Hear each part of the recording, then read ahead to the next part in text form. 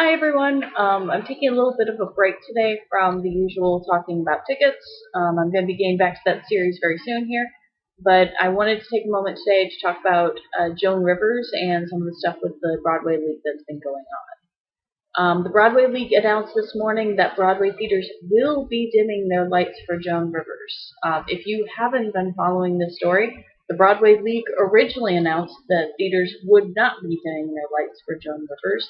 The Broadway League's executive director, Charlotte St. Martin, told the New York Times that this actress, who had been on Broadway 3 times and nominated for a Tony back in 1994, did not meet the criteria for theaters to turn off their lights for 1 minute. Seriously. According to the quote from the New York Times, under our criteria, people need to have been very active recently in the theater or else be synonymous with Broadway, people who have made their careers here or kept it up. We love Joan. She was very supportive of Broadway and came to a lot of show openings, but she hasn't acted on Broadway in 20 years. When you say Joan Rivers, you don't think comedy, television, and Broadway. You think comedy and television.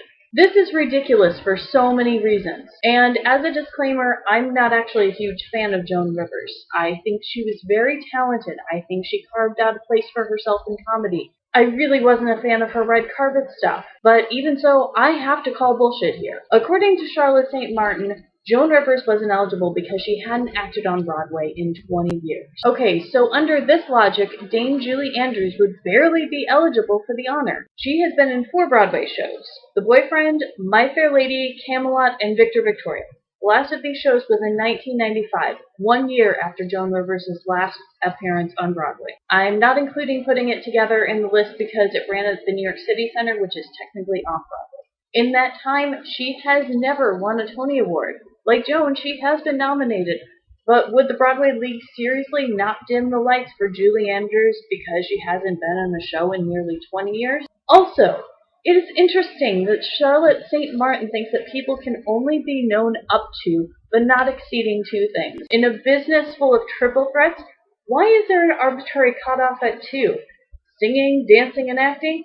This is what Broadway is built on. But Joan can get comedy and television, but not theater? That's too many. Or let's take another legend we lost recently, who is also known for comedy and television. And the Broadway League had no problem dimming the lights.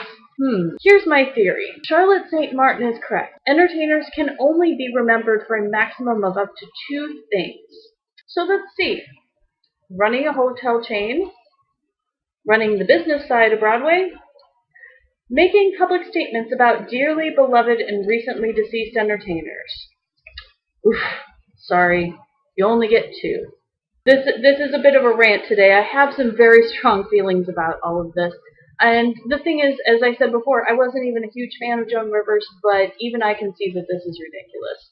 And I just want to give kudos to all the theaters that said that they were going to dim their lights regardless of the Broadway League's decision. I've got a list right here. Also, links below to all sources for these quotes, including the New York Times article that kind of spurred this whole thing. I kind of have to question Charlotte St. Martin's thinking on this. I mean, the Yelp page for the clinic that Joan Rivers was treated at is being inundated with all sorts of hateful comments, people calling them murderers and giving them 1 stars. Why did she think that this statement to the New York Times was going to make things better? If anything, it's just going to make things worse. So in some happier news of the week, I just want to give a shout out to Broadway Boosters because they sent me this lovely bag from Matilda. Giant book bag, enormous book bag. I love it, I love it, I love it. Look at how big this thing is. I can keep my sketchbook in this. I can keep several reading books in this. It's wonderful. It's great for trekking around the city. And look at this quote on here. Without stories, we're just eating machines with shoes.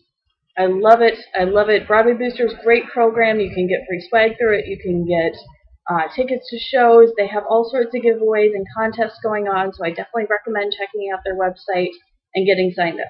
So thanks for watching today. Be sure to like and share this if you agree with me, if you think this whole situation has been really silly and ridiculous. Thanks again for watching. Also be sure to follow me, and I'll see you next time.